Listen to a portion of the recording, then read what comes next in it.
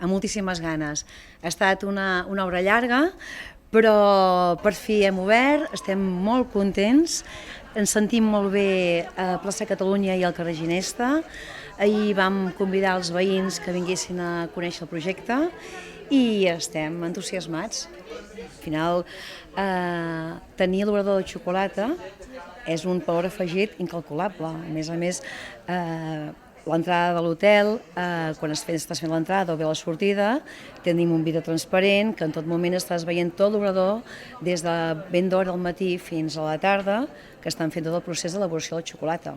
Per tant, el client en qualsevol moment pot veure com s'està fent la xocolata que abans comentava en Jordi. És un hotel petit, el concepte és d'hotel boutique, són 15 habitacions. Aquestes habitacions són grans, perquè són habitacions que són d'entre 40 i 36 metres, i el que intentem és que el client se senti bé, relaxat, que el podem cuidar, que el puguem mimar.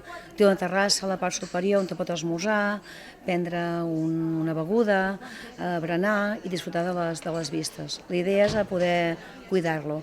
A més, amb un obrador de xocolata.